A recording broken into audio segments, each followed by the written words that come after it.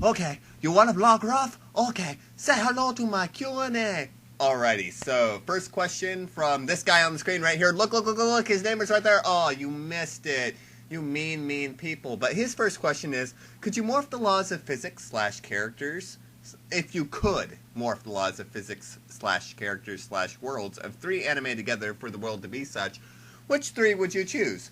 And 1A and Y. Okay, the physics, characters, and worlds of a particular anime. God, that's a tough one. Hold on, I actually need to write this down and think about it. After numerous hours of calculations, I have come up to a conclusion, which is all of the conclusions that I had come to over this time made no freaking sense. So here's basically what I got. Okay, I would have bits and pieces of Nausicaa, the Valley of the Wind thrown in there, because I wish people were actually more like Nausicaa, and people like Nausicaa actually existed. And you look at the conflicts within that world, and the things that are going on, and even the villains aren't all that particularly villainous. I mean, they have their reasons for what they're doing, and it's not particularly like, oh, we just want to collect oil or something. No, they just feel like they're going around doing what they feel is right. So really, I'm kind of looking at, all the pollution and stuff that happened within Nausicaa, the Valley of the Wind. If you haven't seen the film, it's one of Miyazaki's best, in my personal opinion.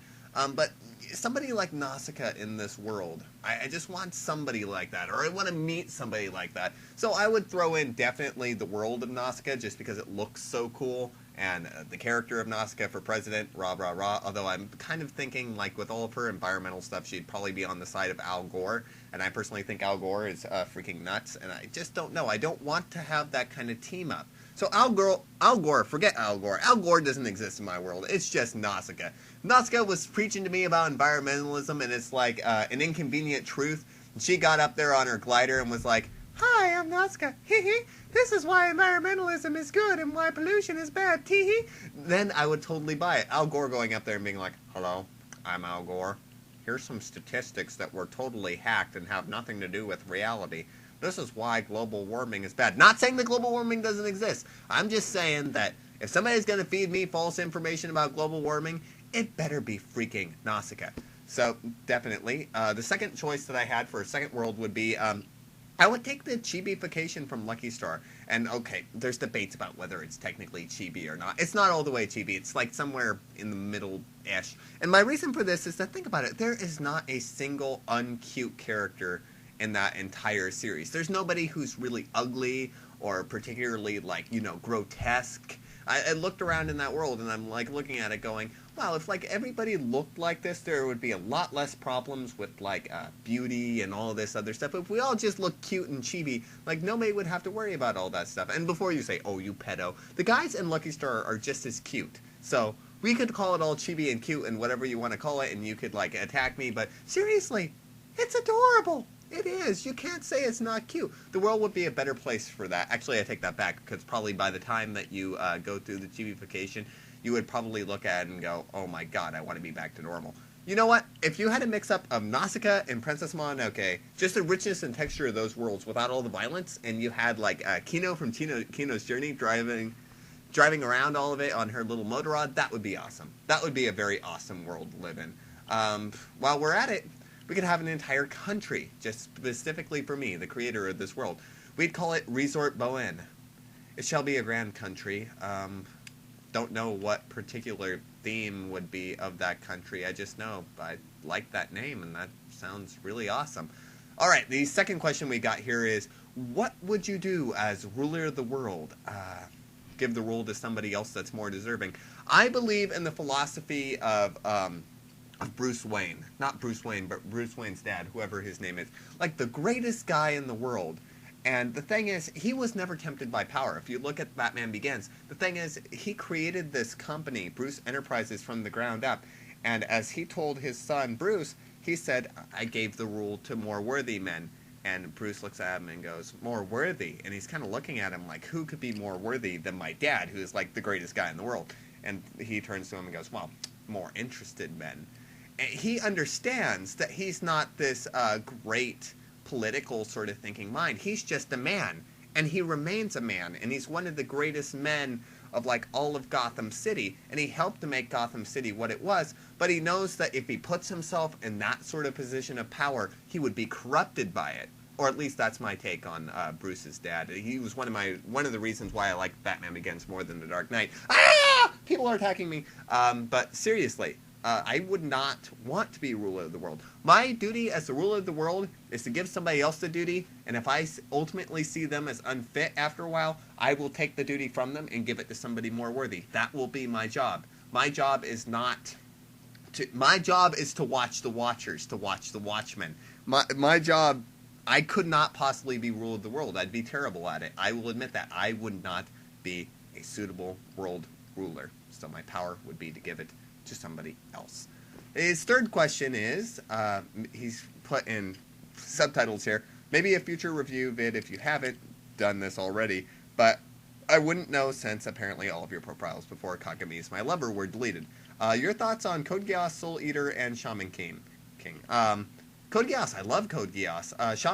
Soul Eater and Shaman King, I've never seen either of those, so I can't possibly say, whether those are any good or not. Again, it's one of those points where I'm saddened because it's something that I haven't seen that I probably should see, but I'll probably never get around to it because there's like so many other things I still need to see, and plus all the new anime that's been coming out recently that, you know what, I'm not going to say whether I'm actually going to get around to watching Soul Eater or Shaman King anytime soon. Plus the college semester, the fall semester is going to be starting up pretty soon here, so I'm not going to have as much free time, and when that happens, throw anime and all that stuff out the window, usually forget about it. Code Geass. I adore Code Geass. I think it's a great series, and it didn't finish the first season. I got about halfway through, but I got immensely addicted to it. The characters are very well textured. Honestly, again, if I ever get around to it, I will do a review for Code Geass, and that's one of those shows that I could easily see that happening sometime in the near future. But until then, I'll just say it's like the best parts of Death Note and Evangelion mashed together into one show, and that's really what it feels like. I never got to the point where the fan service got all heavy and stuff, because people always complain about, oh, it just became a big fan service show later on, and I haven't seen that yet, so I can't really judge. But Code Geass, pretty good. The other two, we'll probably never watch them. The fourth question is, favorite semi-dirty anime? Well, I have plenty of dirty anime that I've enjoyed, but nothing really semi-dirty. Most of the stuff that I've seen that are along the lines of, let's say, ecchi, I'm almost always embarrassed by having watched them. He Is My Master, for example, that was like cancer to my eyes. I can't possibly understand how anybody could enjoy that series. It's impossible to enjoy that series. That series is hell on earth. I don't understand. It's like one of those cases where if somebody says, oh, I really enjoyed He Is My Master, me, I try not to judge people. I do, I really do. But it's one of those cases where I feel like turning around and slapping them because it's not even good ecchi. There's such a thing as good ecchi. You see, good ecchi is good panty shots and good, like, fan service shots that are appealing to a male audience or to a female audience, depending if it's male ecchi. But it's... He Is My Master, there isn't even anything to really... Let me get really crude here. There's nothing to fap to. Like, I could go on 4chan, I could go on PhotoBucket and find better material than He Is My Master. The key to a good ecchi series, is that it has to be funny. It has to be. Otherwise, you just don't buy into it. It's like, that much fan service has to be done with a good amount of humor. Most of the stuff I've seen, and this is the reason why I avoid most ecchi a lot of the time, unless I'm doing reviews and I'm like going through my review cycle, in which case I'll be like, okay, I need to watch an ecchi just to like broaden my horizons a little bit. Most of the stuff I've seen, I'm just embarrassed by it, and I'm not that kind of a hypocritical guy. I used to be, but I'm not like one of those guys who's like, ooh, hentai, ooh, that's disgusting, and never looked at that kind of stuff. Oh, man, I've looked at plenty of hentai. Who hasn't? I mean, probably lots of you haven't, but it's not something I'm particularly embarrassed by. I believe strongly in the fact that sexual fantasy is just the same as the fantasies we have about blowing people's heads off. They're perfectly natural. You don't want to feed into it too much. But, the occasional perverted thing or two, like if it's within a proper environment, isn't necessarily a bad thing. I really don't think so. It's just that most ecchi sucks. And it isn't funny. It isn't entertaining. It just sucks. That's all I have to say about this. This is MPig, aka My Profile is Great, and I am signing out. Peace, love, and Bobby Sherman.